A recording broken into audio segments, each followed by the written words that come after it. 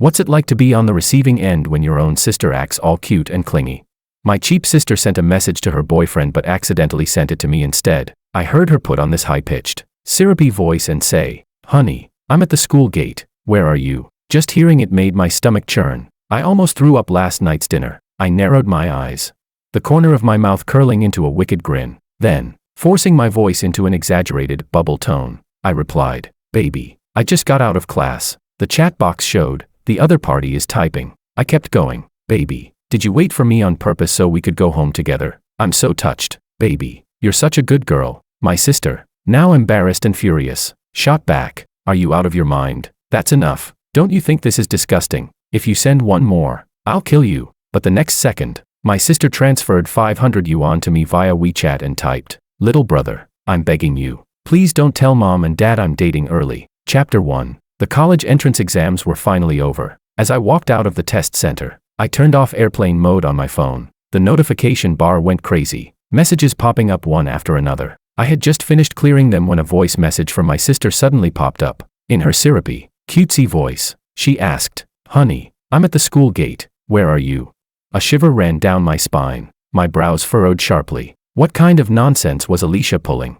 I stared at the message for a moment, thinking. Then I remembered, one time at home, I'd accidentally overheard her on the phone. On the other end, someone faintly called her baby. I'd always suspected she was dating early, but I never had solid proof. Every time I tried to pry it out of her, she flat out denied it. Well, today she delivered the evidence to me on a silver platter. The corner of my mouth curved into a wicked grin. I forced my voice into an exaggerated bubble tone and replied, "Baby, I just walked out of the exam hall." Calling my own sister baby made me want to gag, but knowing it made her even more uncomfortable than me was pure joy. The second my message was sent, her chat box showed, "The other party is typing," over and over. 10 minutes later, I was almost at the school gate, but she still hadn't replied. She was trying to ghost me, act like nothing happened. I chuckled. There's no way I'd let her off that easily. So I typed again, "Baby, did you wait for me on purpose so we could go home together? I'm so touched. Baby, you're such a good girl." And then, in my most sarcastic tone,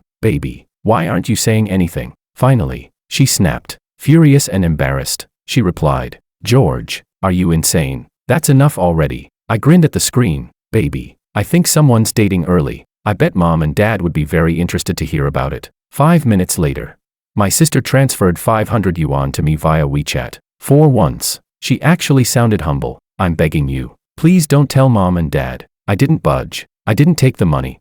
Nor did I reply. From a distance, I could already see Alicia standing at the school gate. I had to admit, my sister had good looks. Among the sea of uniforms, her face and figure stood out effortlessly. I slowed my pace, hiding behind a nearby stone pillar to observe. I wanted to see exactly who her boyfriend was. 5 or 6 minutes passed. Instead of her boyfriend, someone completely unexpected showed up. A girl in a white dress with a high ponytail stopped beside my sister. Her features were delicate and beautiful, her aura pure and fresh. Even her side profile, lit by the sunlight, was dazzling. Her name was Willow. She was our school's campus queen, and my sister's best friend. Top beauty, top grades. She'd already been guaranteed admission to Peking University. Countless boys chased after her, just standing there casually.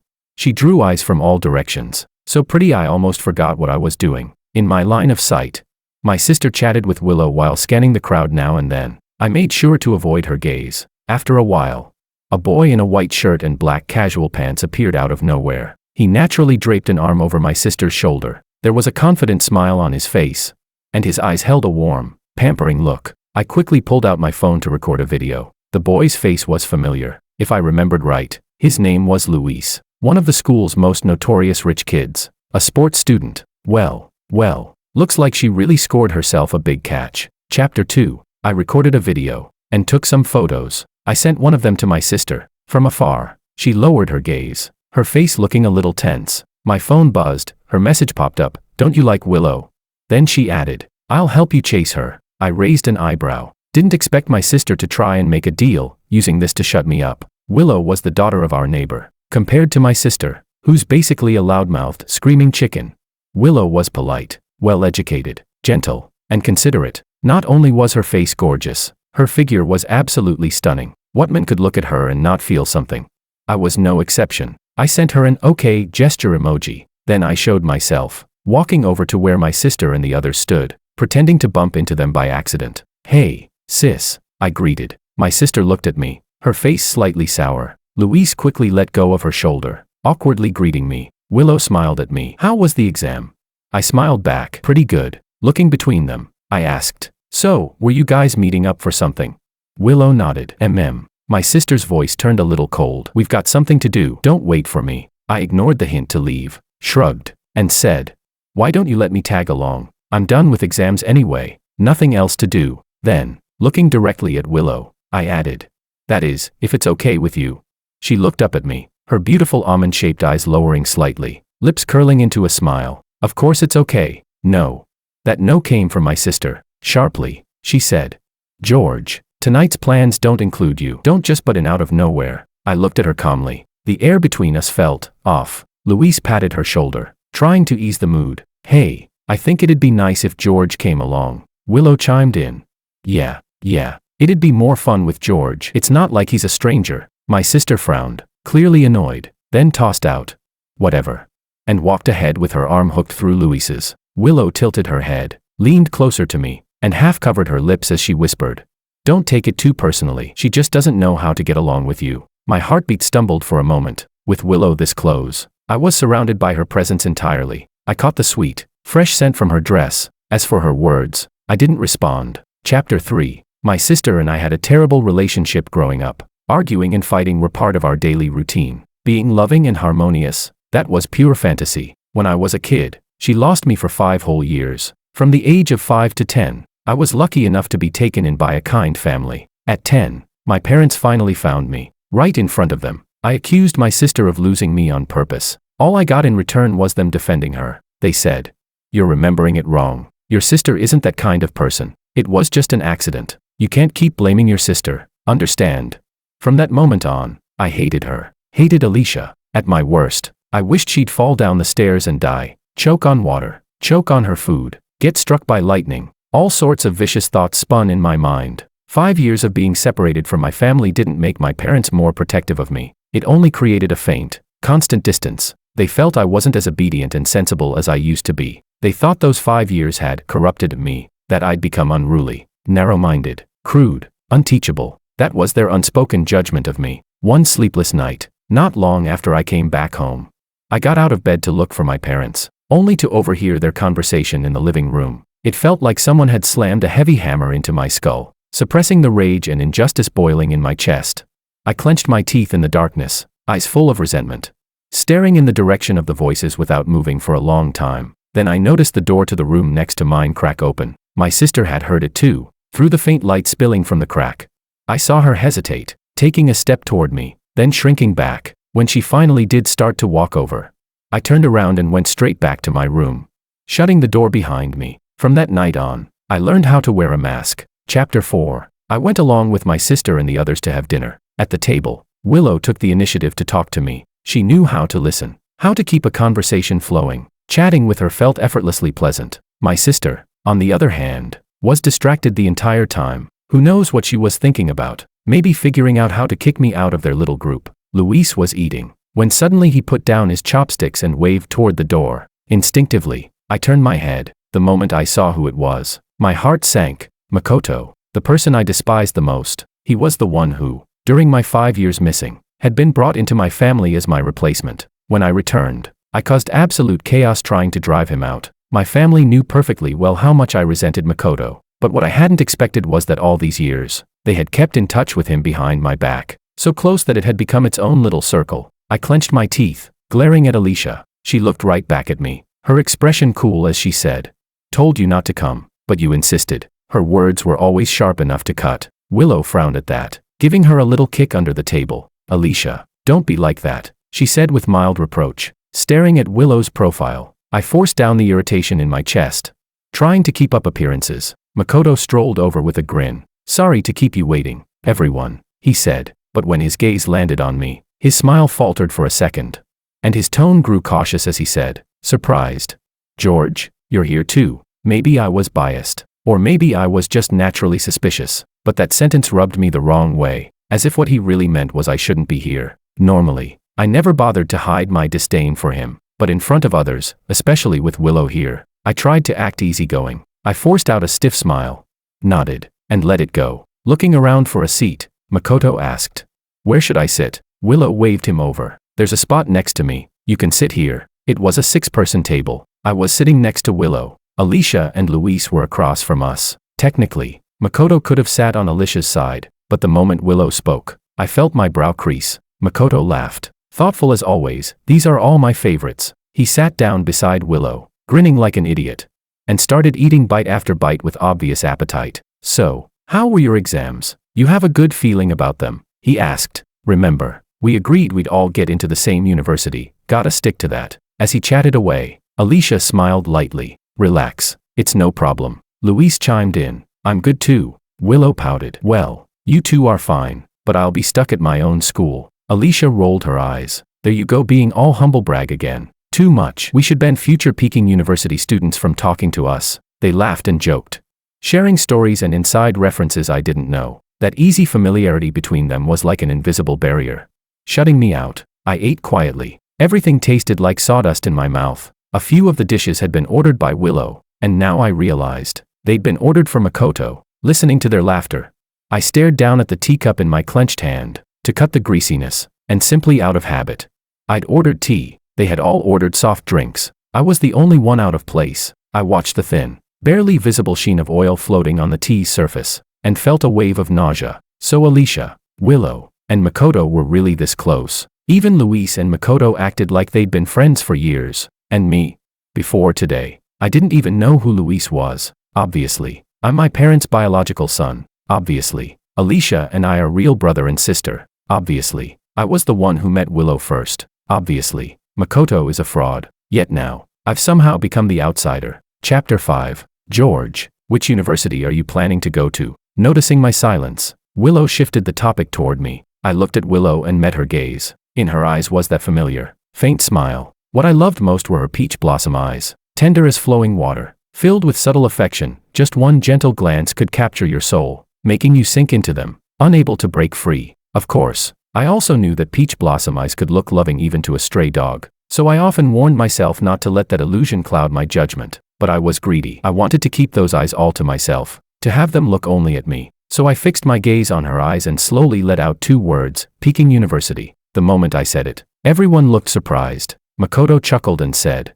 "George, you've learned to joke, huh?" Alicia didn't say anything. She just pressed her lips together and looked at me. Luis chimed in, "Great ambition." Willow's brows curved slightly. She hooked the corner of her lips and tilted her head. "All right, then I'll be waiting for you at Peking University." Makoto's expression shifted instantly, though he kept smiling as he asked Alicia, "Is George's usual academic performance really that good?" Alicia nodded lightly. He's in the top 10 of his grade." Then she turned her head toward me and winked. "But there's still a gap before getting into Peking University." This time, Makoto's smile seemed genuinely amused. "George, good luck." I lowered my eyes with a cold sneer. Everyone at this table was fake as hell. Chapter 6. They had booked a KTV room in advance. After dinner, the group went straight there. Makoto had a good voice. Singing practically became his solo performance. I wasn't in the mood. I was only paying attention to Willow. I asked, "Willow, duet." The song had just switched. Willow had just picked up the microphone to reply. But Makoto, having finished the last song, turned and sat right between Willow and me, blocking me. He smiled at Willow. "I've been wanting to try this song too. How about?" I cut in immediately, "Then I'll sing it with you." Makoto's smile faltered for a second. After a pause, he said generously, "All right." Willow tilted her head at me, then reached over and handed me the microphone. This duet turned out unpleasant for both of us. After Makoto had enough singing, he started joking and chatting with Willow instead. I lowered my head and sent 2 messages to my sister. "Weren't you going to help me pursue Willow, did you?" Alicia glanced at her lit-up phone screen, then quickly turned it off. "I'm going to the restroom," Makoto suddenly said, standing up and walking out. After a moment, Willow also got up, saying she'd step out for a bit. Looking at the 2 empty seats, I couldn't shake a strange feeling, a restless unease. Alicia ignored my messages, singing a love duet with her boyfriend. I lowered my head, scrolling on my phone. My finger hovered over Willow's profile picture, a white cat. Suddenly, my hand tensed. My gaze landed on the keychain Makoto had left on the sofa. Dangling from it was a fluffy white cat charm, clearly something gifted by a girl. Chapter 7. I frowned, trying my best not to speculate. Maybe it was just a coincidence. I stood up and left the private room, walking toward the restroom. As I passed room after room, the golden hallway stretched on, long, identical, almost enough to make someone lose their way. Turning a corner by chance, the scene before me stopped me in my tracks. Makoto was holding Willow in his arms. His palm rested gently on her hair, and the gaze he lowered onto her was filled with helpless indulgence. The lights above were so bright they stung my eyes. In that instant, my heart seemed to stop. Now it all made sense. Of course it made sense. After all, everything I liked would eventually be taken by Makoto. The year after I went missing, Makoto came to live in my house. We're actually cousins. Makoto is the son of my mom's twin sister. After his parents divorced, they each found new partners. He was given custody to his father. My aunt and her new husband went abroad. I heard Makoto's stepmother treated him poorly, and he once called my mom crying, telling her his grievances. My mom, feeling sorry for him, and perhaps because my disappearance left a wound, saw in Makoto, who resembled me a little, a place to pour out all the motherly love she'd lost. She decided on the spot to bring him into our home and raise him. Our family was well off, living in a wealthy villa district. Makoto, living under our roof, enjoyed everything that once belonged to me.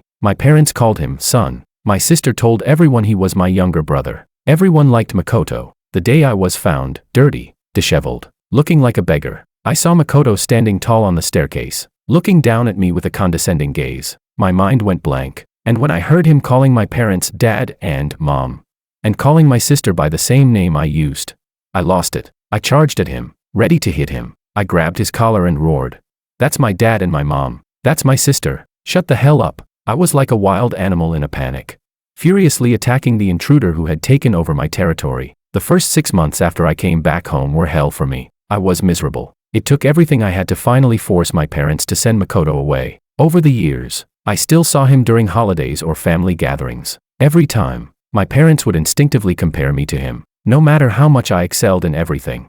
In their eyes, I was always lacking. That flaw came from a deep-rooted bias in their hearts. They saw me as morally flawed, narrow-minded. I've been unwilling to accept it. I've suffered. I've been angry. Even now, I still work hard to prove myself. I want to protect everything that should have been mine, yet it all feels like it's on the verge of collapsing. My parents don't feel like my parents. Alicia doesn't feel like my sister. And now, Willow is the same. They can see Makoto, but they can't see George. Chapter 8. I turned around and saw Alicia standing behind me. She had seen what I had just seen. Her expression was complicated, as if she wanted to say something but stopped herself. I walked past her without giving her a glance. "George." My sister caught up with me in a few steps, tugging at my sleeve and calling me softly. That one call was like a spark, igniting all the anger I had been holding in the whole night. I yanked my arm free and shoved her to the ground. She stood up, scowling. "What's your problem? Are you out of your mind?" I glared at her with hatred, my teeth clenched. "This is what you call helping me?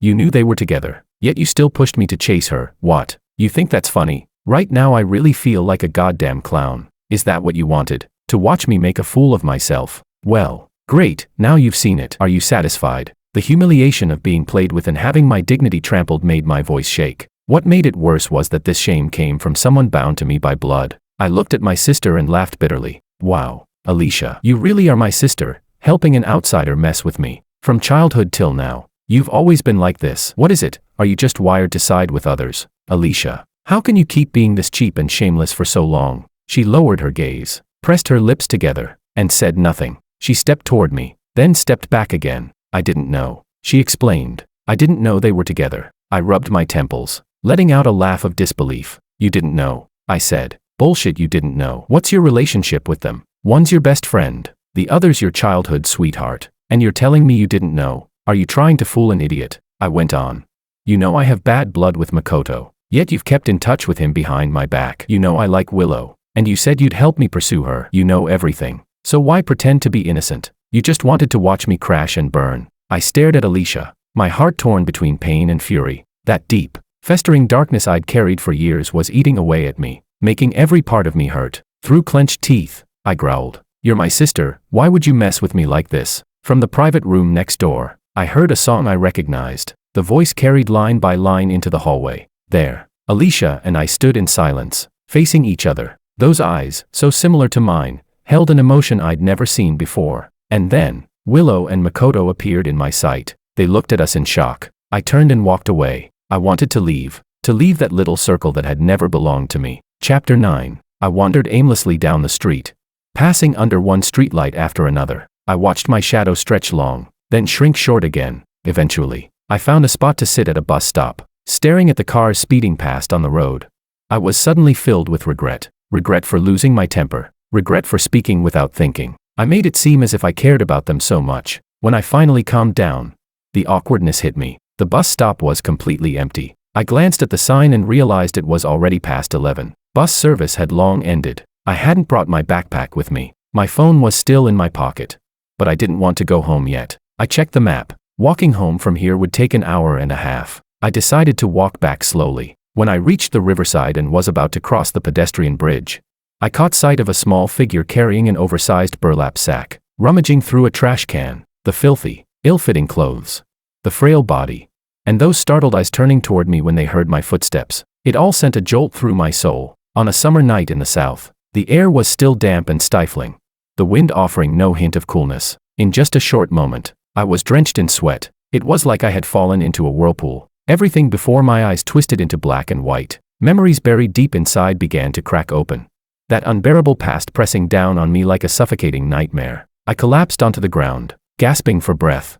Sweat pouring down in torrents. In my daze, I heard my sister's voice. She suddenly appeared in my black and white world, calling my name in panic. Something sweet was pushed into my mouth. She took off my sweat-soaked jacket and tucked it into her bag. Then she pulled out some tissues, crouched down, and wiped the sweat from my face. Maybe I was dreaming. In the dream, my sister really was the sister I remembered. Chapter 10. My sister supported me as we walked across the pedestrian bridge. Fully conscious now, I kept my eyes open, staring sideways at the pitch-black river water below. I hadn't expected her to chase after me. At this moment, with her holding me up, I stayed silent. When we were young, we often looked out for each other, supporting one another. But that was so long ago. So long that I had forgotten what that warmth felt like. In recent years, we've been at each other's throats. I'm all thorns. Her tongue is sharp as poison. There's not the slightest trace of the sibling affection we should have had. Sometimes I even suspect Alicia had been switched with someone else. George. My sister suddenly called my name.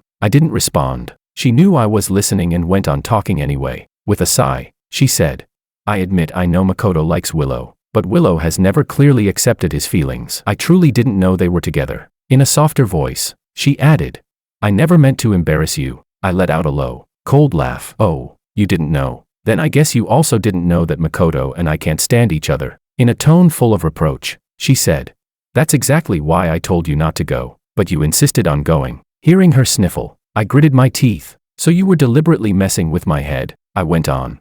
You could have just told me you were meeting up with Makoto. Then I turned the blade of my words. And another thing, Makoto and I are like fire and water. Yet you go behind my back and cozy up to him. Whose side are you on? Whose sister are you? Alicia let go of my arm and said sharply, if I had told you, would you not have gone? You still would have gone. She continued. Makoto is our relative. We lived together for so many years. How could I possibly cut off contact with him? And why are you so petty? Can't you act like a man for once? Why do you have to hold this grudge against Makoto? He never did anything wrong to you. He never owed you anything. I suddenly fell silent, rolling my stiff shoulders. I took a deep breath and said each word slowly. Cut that crap. I call you sister, and you really think you're my elder. You grew up in comfort, never suffered a single hardship, and now you want me to be magnanimous, calling me petty, saying I'm not a man. Wonderful. Should I thank you for that? The way I turned out today is thanks to you. I brushed past her and strode forward with long, steady steps. Of course I knew nothing was going to change. Makoto didn't do anything wrong. Then what the hell did I do wrong? Was it my fault I went missing? Everything in the family, both love and material things, was shared with him. How can anyone say he doesn't owe me? Of course he owes me. The bridge stretched on and on.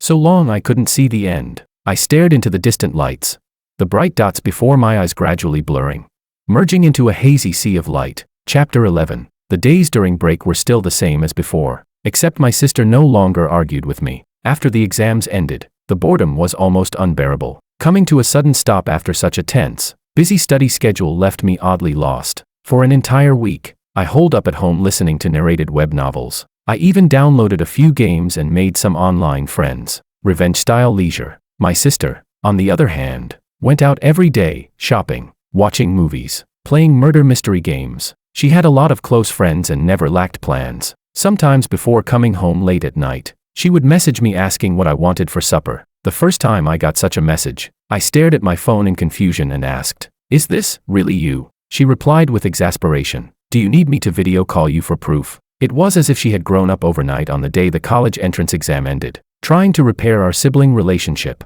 my parents were both busy and only came home at night. During the day, it was just me and the housekeeper. I was in the middle of a game when a message from Willow popped up. "Are you home?" I hadn't seen her since the last gathering. Seeing her message now brought back the image of her in Makoto's arms. Even the white cat in her profile picture no longer looked as pleasant to me as before. After a while, I finally replied, "Yeah, why?" She quickly responded, "I made some pastries and wanted you to try them. I'm downstairs at your place." I got out of bed and went to the second-floor balcony. In the blazing sun, Willow smiled brightly and waved at me. The moment I saw her, a restless stir rose in my chest. Willow had brought some desserts. While sipping her milk tea, she said, "My mom says eating something sweet will make you feel better." She pouted slightly. "Even though I don't know what happened, it feels like you haven't been very happy lately." Blinking, she added, "I hope George can cheer up." I didn't understand. My gaze followed the straw she was sipping from, up to her long lashes. Willow's eyes, half lowered, suddenly lifted to meet mine, the corners tilting upward. She asked, "What is it? Is there something on my face?" I looked at her and asked, "You want me to be happy? Why?" Making food especially for me, bringing it over in person, and saying things that could easily be misinterpreted. Sure, there could be innocent explanations. But this wasn't something you did for just any friend. Besides, wasn't she with Makoto? If so, what was she doing at another man's house? Willow froze for a moment, then gave a soft hum and said, "Can't I care about you? I want you to be happy because I care about you." My heartbeat went wild, beyond my control, but I forced myself to stay calm. Willow took another sip through her straw, her beautiful eyes smiling as she said, "I want all the people I care about, and who care about me, to be happy." Her words extinguished my ridiculous thoughts. I sat there, stiff, eating the pastry, my fingers curled tight. I asked, "Are you dating Makoto?" Willow looked surprised, shaking her head quickly. "No." Maybe my shock was too obvious, because after thinking for a moment, Willow said, "You saw him hugging me, didn't you?" I frowned and gave a short Willow covered her mouth and let out a small laugh. After I rejected his confession, he asked if he could just hug me once. She pressed her lips together. "He said it like that, Anne."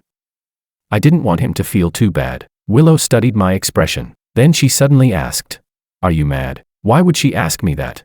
I looked at Willow without answering. She blinked and asked again, "George, are you mad because of me?" Her elbow rested on the solid wood dining table, chin propped in one hand, head tilted toward me. In those clear eyes was a trace of something I couldn't quite name. The off-shoulder dress she wore revealed her delicate, beautiful collarbones with that pose. She was seducing me. That was the thought that flashed through my mind. On impulse, I did something bold and reckless. I reached for her milk tea. "Can I have a sip?" I asked. A flicker of surprise crossed Willow's eyes. Her gaze lingered on the mouth of the straw, her eyes glinting faintly. My face was calm, but inside I was anything but. This was a test. "What are you two doing?" The sudden voice made me turn my head. My sister was back. What a pity. Just as I was about to pull my hand back, Willow handed me the cup. Looking straight at me, she smiled. "It's very sweet." In that moment, my blood was boiling. The whole world narrowed to the pounding of my heart, and the graceful curves of the girl before me. Chapter 12. Makoto's confession failed.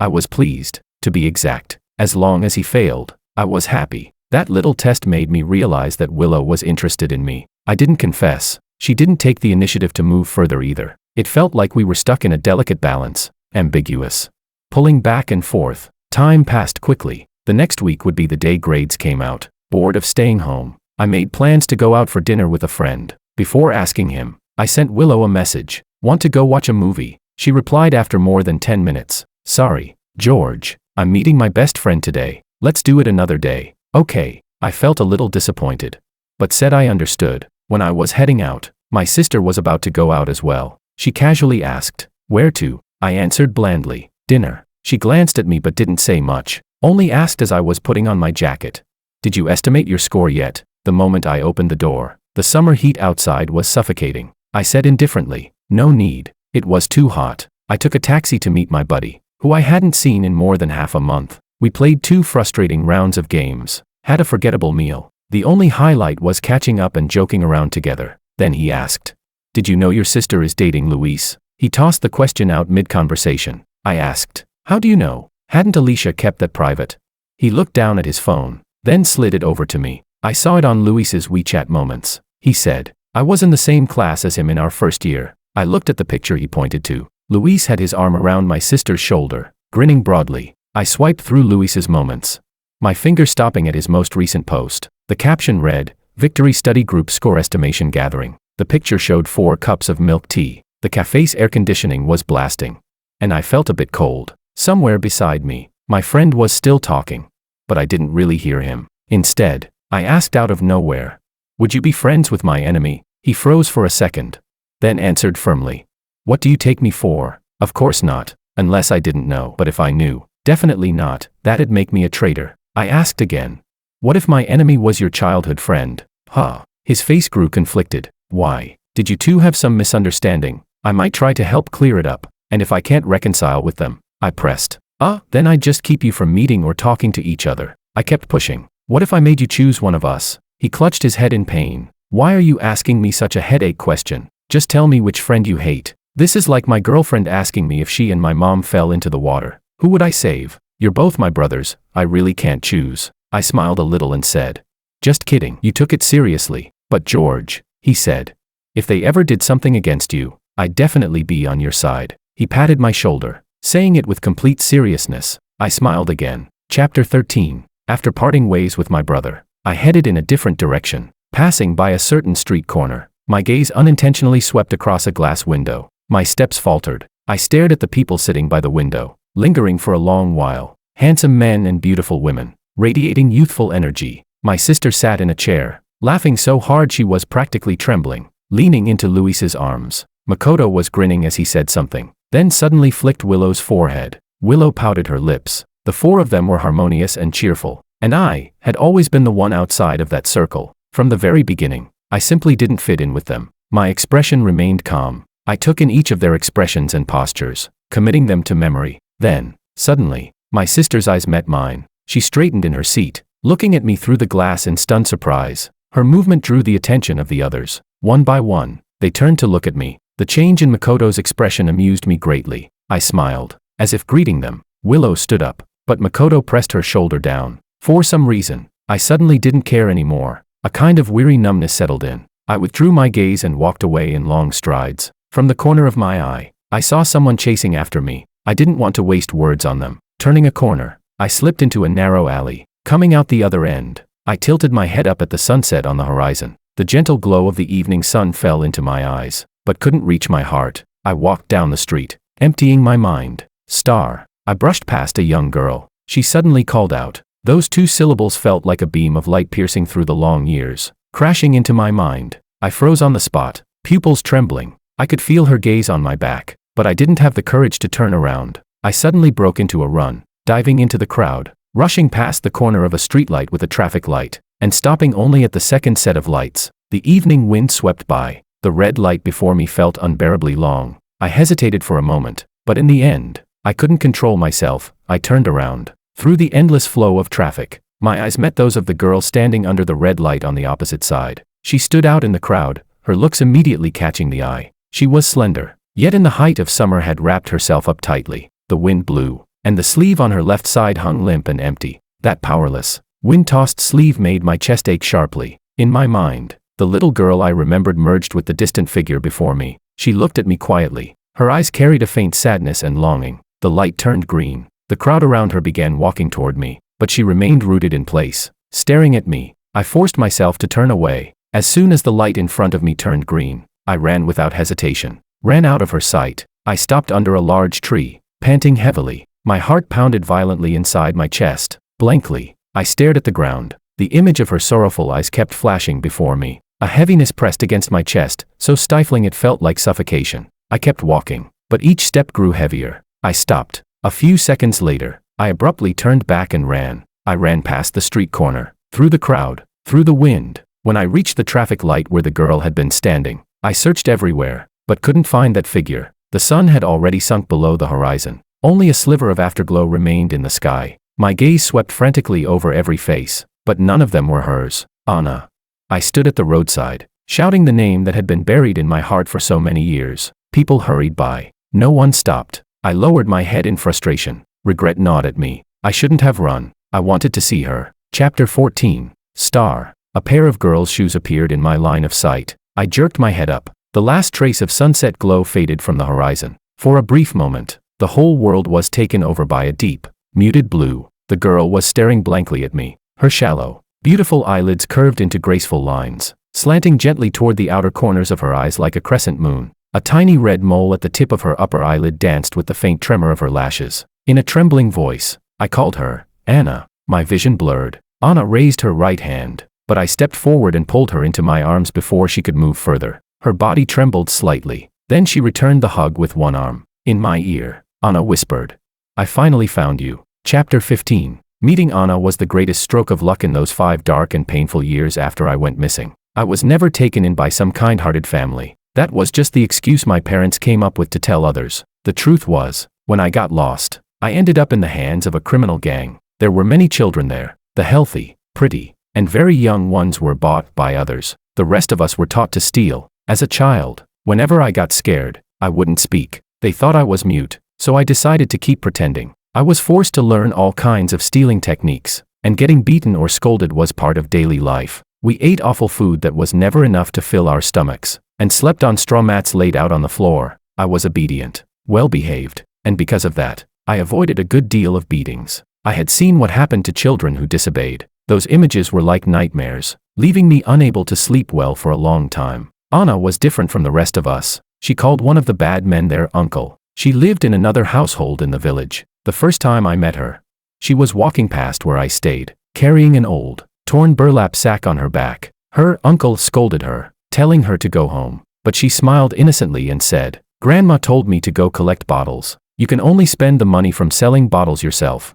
Her clothes were worn, but washed clean. Her face was delicate and doll-like. She didn't look like a child who should have been born in this place at all. We kids who stole and begged would be loaded into trucks and taken to the city to beg pitifully for money, to scam and trick people. Someone always kept watch over us. It wasn't that no one had tried to escape, but no one had ever succeeded. Anna also rode the truck into the city, but she carried her sack around to collect trash. When we were in the truck, she didn't talk to us. She was always quietly looking elsewhere, maybe because she was different. I wanted to get close to her. Once I had collected the required amount of money, I would run over to help her pick up bottles. At first, she was a bit cold toward me. Her dark eyes only glanced at me lightly. I would approach her cautiously, holding bottles, and slip them into her sack. She didn't refuse. Among the people watching me was her uncle, but for some reason, he chose to turn a blind eye. Over time, I became Anna's shadow. I liked picking bottles with her. I didn't like stealing. I didn't like begging. As the days passed, Anna's attitude toward me began to change. Sometimes she would secretly give me something tasty to eat. I was also allowed to roam with her collecting trash. Her uncle once warned her, You can pick trash together, but if he runs, I'll sell you off, and you'll never see your grandma again. Then he turned to me, You've seen what happens to kids who fail to run away. Try it if you want to end up like that. I nodded frantically. Star was the name Anna gave me. When she curiously asked for my name, I, still pretending to be mute, pointed to the night sky. Once, Anna fell into a deep roadside pit, and in my panic, I shouted out loud. She stared at me in shock. After she was pulled out, she quickly reached out her muddy hand to cover my mouth. If I hadn't been pretending to be mute, I probably would have been sold off long ago. Anna understood our situation all too well. She said with a serious face, Star, don't talk. I just held her tightly. Back then, I was terrified, afraid they'd find out I was faking, and even more afraid Anna might have died. I couldn't bear to imagine what I'd do if she were gone. Because I was close to Anna, I was able to leave that small courtyard and go to Anna's house, though I was still trapped in the village. Above me, it was as if a giant beast was waiting with its jaws wide open. After a few visits, I no longer wanted to return to that courtyard. I begged Anna, and she in turn begged her grandmother and her uncle. Anna's grandmother would look at me with pity in her eyes, and sigh in helpless sorrow. Her relationship with her son, Anna's uncle, was strained. Whenever he came, she would scold him, refusing to let him in the house. But for Anna's sake, and mine, she tried to speak kindly to her son. Anna's uncle, though cruel, was still filial toward his mother. I don't know how he negotiated with the gang.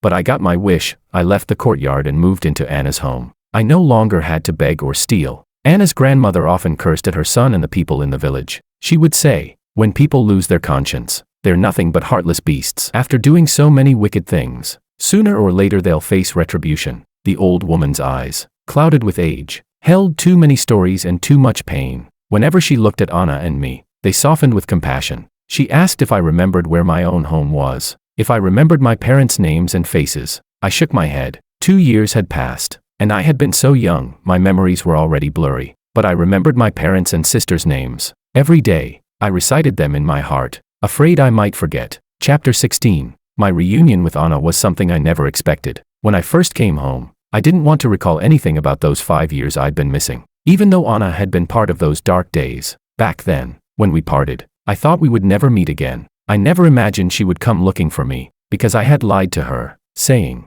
"Study hard, and in the future we'll get into the same university, we'll meet again." She believed me. After finishing her college entrance exams, she came to see me. I asked, "How did you know I was here?"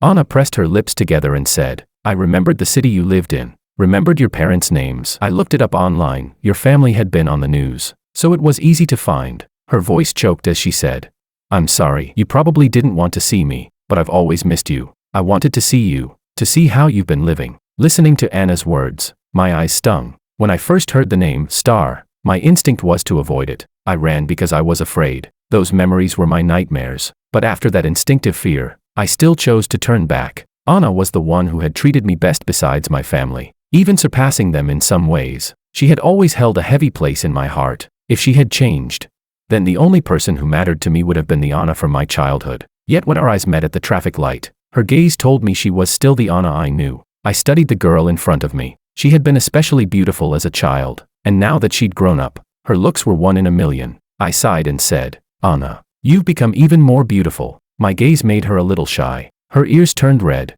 Her eyes shifted away gently. I chuckled. "You even get shy now." Seeing me smile, Anna quietly looked at me. The moon was hanging in the sky, but her eyes held the moonlight, cool, yet soft. The more I smiled, the more I felt my ears grow warm for no reason. I reached out and touched Anna's empty sleeve, and my mood suddenly sank. Through clenched teeth, I asked, "Has someone bullied you?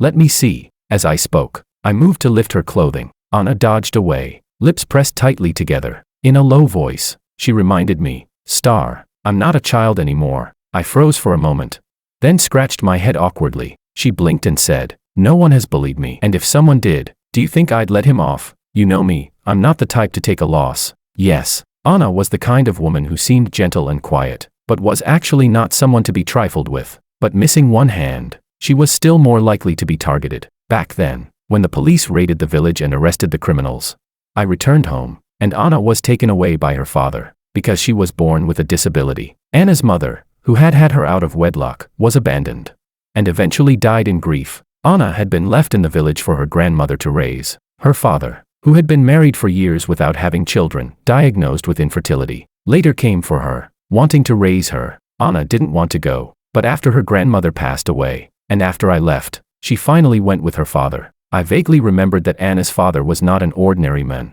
Now, looking at her, her whole appearance seemed simple, but everything she wore was from luxury brands. Still, those were only the externals. Given Anna's background and disability, being taken back by a father who didn't love her, she must have suffered a great deal. When she said she hadn't been bullied, I didn't believe it. She just didn't want me to worry. Chapter 17. Anna told me about her experiences during the years we'd been apart. Her tone was soft, skimming over details, choosing only the lighter parts to share. Even so, I could still catch glimpses of pain between her words. When she finished, she looked at me seriously and said, "I want to hear your story. If there were only one person in this world to whom I could open my heart, that person would be Anna." She knew my most unbearable memories. She had been there with me during my most painful moments. She had seen both my good side and my bad. I didn't need to hide in front of her. I didn't need to pretend, because I knew she could understand everything about me. I told her everything that had happened after I came home. I confessed my resentment toward my parents. I openly shared my disappointment in my sister, and my grudges with Makoto. My voice grew hoarse as I said, "Honestly, my memories from when I went missing, they're not very clear anymore. I only remember that it was my sister who lost me, but she has always insisted that I wandered off on my own. These years, we've argued about it countless times with no resolution. As I've grown older, I've begun to feel that maybe my sister really wasn't lying. Back then, we were both so young, and children's memories are often incomplete. I don't know whether one of us is lying, or if neither of us is. When I was little, I always wondered why my parents didn't take my side. Later, I understood. No parents would harm or harshly punish one child for the sake of another. They just wanted things to end there. For the family to be at peace, the one who suffered would just have to accept it. Besides, at most they would have beaten her up a bit. What else could they do? Kill her? Throw her away just to make me feel better? As for Makoto, I simply couldn't stand him while I was suffering. He enjoyed all the privileges that should have been mine. I was unwilling. I was angry, even if he truly never wronged me. I still wanted to vent my resentment on him. I hugged Anna, who was quietly listening to me. The resentment that had churned in my heart for years gradually calmed. Today, when I saw the four of them laughing together, I suddenly felt it was all meaningless. Everything over the years had been meaningless. I had always wanted to win something, to make everyone else uncomfortable, but in the end, nothing had changed, and I had never been happy. All I felt now was deep weariness and confusion. Anna rested her head on my shoulder and softly comforted me. You still have me. I'll always be on your side. Star, you are my only choice. As long as you need me, I'll be with you no matter what you do in the future. But I still hope you can be happy. In that moment, holding Anna and gazing at the distant night, my thoughts seemed to grow lighter. That heart of mine, always empty and restless, felt full at last. Chapter 18. Anna was staying at a hotel near my home. I would go see her from time to time. My sister narrowed her eyes at me and said, "Hey, brat, are you dating someone?" Lately, my temperament had changed a lot. I no longer butted heads with her. That day when we returned from the gathering, she had cautiously watched me come home late, trying to explain why she'd met with Makoto. I simply responded with an indifferent I shrugged and said, "That's your freedom." She stared at me in surprise, her face full of disbelief. I no longer bantered with her like before. Even when I occasionally heard Makoto's name, I had no particular reaction. My sister often looked at me with a frown, as if she wanted to say something but held it back. Today, when she asked me if I was dating, I shook my head. To tell the truth, Anna and I weren't in a boyfriend-girlfriend relationship. She asked, "So, what's going on with you and Willow?" Willow?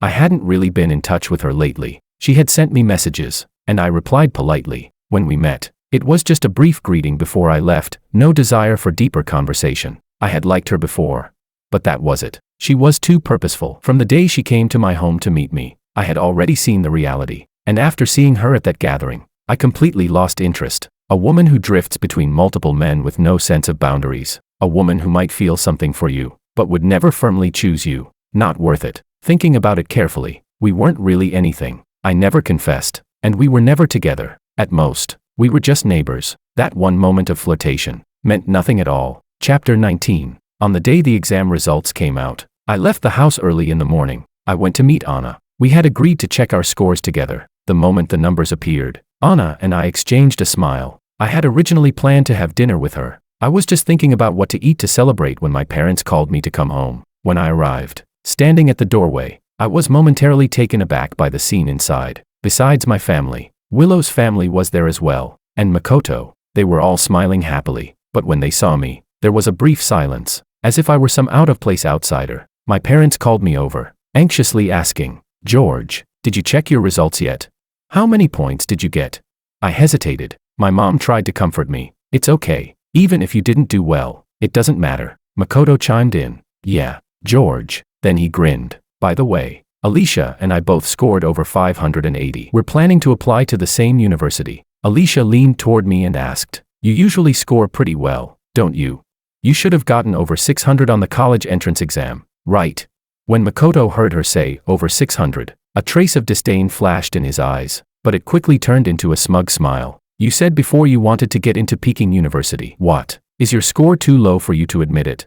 I stared at Makoto and slowly smiled. I said, "It's not that I didn't do well, it's that I don't know my score." Everyone looked puzzled, except Willow, who was the first to congratulate me. Makoto's expression darkened. "Why are you congratulating him?" he asked. Willow smiled and said, "When scores are hidden, it means the student is in the province's top 50. The numbers are kept confidential. George, I'll be waiting for you at Peking University." Makoto's gaze shifted between me and Willow, and then he suddenly clenched his fists. My parents were overjoyed. They praised me for being outstanding, for making them proud. I listened, but felt no joy. Then they turned around and said to the frowning Makoto, "Our Makoto is also amazing. Getting into a prestigious university is just the first step. Life is long. You won't necessarily be worse than those students." Looking at Makoto's deflated expression, I suddenly laughed out loud. My dad gave me a disapproving look. He frowned and said, Doing well doesn't give you the right to look down on others. Character is more important than grades. I looked at everyone in the room and asked, puzzled. I'm just happy. I did well. Am I not allowed to be happy? Not allowed to smile? If he's frowning, am I not allowed to be smiling? I wasn't mocking him. Is it my fault he didn't score higher than me? I walked up to Makoto, with a bang.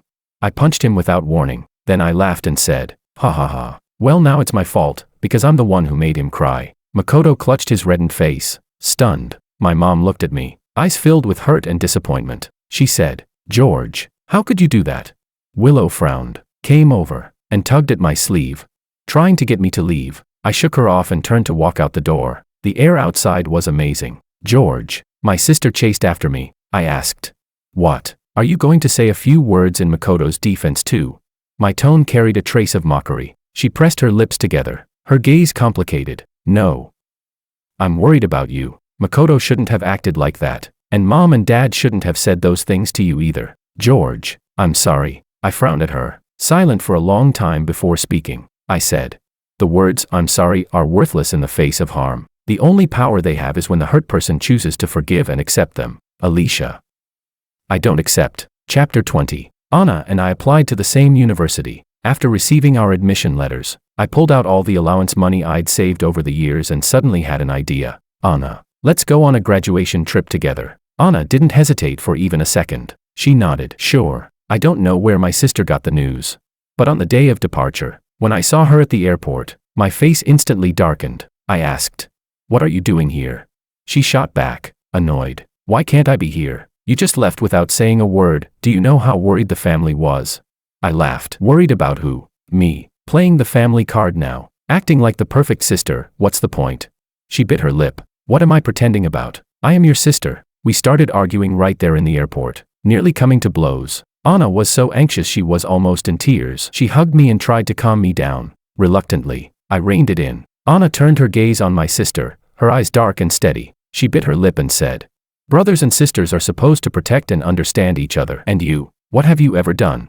Alicia fell silent immediately. Her expression turned dejected. For the rest of the trip, she acted like she'd been replaced by someone else, constantly fussing over me, being overly warm and affectionate. I felt completely uncomfortable. Seriously, don't you think this is gross? I asked, speechless. She looked at me pitifully. I just want us to be a loving brother and sister. How can you call that gross? Late at night, I quietly left the room. Anna was already waiting outside. I took her hand, and we walked out of the hotel to the beach, listening to the waves and looking at the stars. The nighttime air by the sea was chilly. I draped a jacket over Anna's shoulders. We sat on the sand, leaning against each other in silence. I sighed. My sister's insane. Let's book tickets tomorrow for somewhere else and ditch her. She, barefoot in the sand, nodded gently. All right. I laughed. Actually, I'm kind of happy, I said. This is the kind of sibling relationship I always imagined. Before I was 5, even though we argued, bickered, and fought over things all the time, she would block Dad when he tried to hit me, and I'd protect her when someone bullied her. These days, I keep dreaming about the day I got lost, but it's still blurry. What I resent isn't the fact that I went missing, but that they found a replacement for me. I wanted my parents to be our parents, mine and my sister's, and for my sister to be my sister, but they brought in Makoto instead. And then they have the nerve to tell me to be magnanimous. I can't, not even a little. Forgiveness is impossible. Harm is the damage suffered. Making amends is compensation for that damage. Compensation seeks equivalence, but it can never replicate the same thing, let alone erase the loss. They're not interchangeable. Anna held my hand tightly. She didn't say a word, but just looking into her eyes, I felt calm inside. The sea breeze tangled her long hair. I traced the outline of her features, thinking she'd look beautiful no matter if her hair was long or short. I smiled. Anna, I want to do something bad. Her gaze flickered. When I leaned a little closer, Anna suddenly rose on tiptoe and kissed me. The kiss carried the coolness of the sea breeze. It was light, so light it made my heart itch. A faint current surged through my body, like the flutter of butterfly wings stirring up a storm in my mind. Chapter 21. When I got back, I noticed there was more sand at the doorway of my sister's room. I remembered it being clean when we left. I paused for a few seconds, then went back to my own room. After half a month of traveling, Anna and I went back to our respective homes. We agreed to meet again when school started. After returning, I overheard Alicia telling my parents, from now on, don't let Makoto come to our house. Makoto, who had never called me before, suddenly called out of the blue. He demanded to know what I'd said to my sister.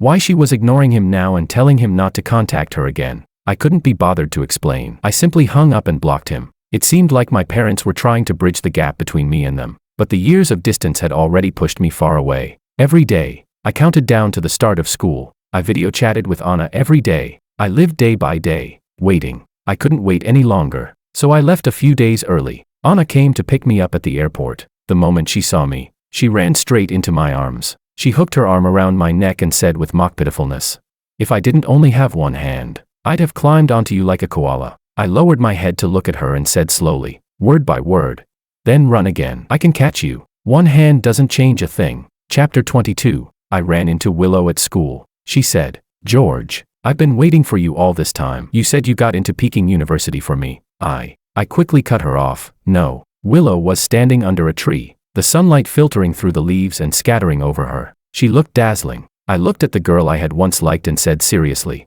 "I didn't take the exam for you." Willow frowned. "Why would you say that?"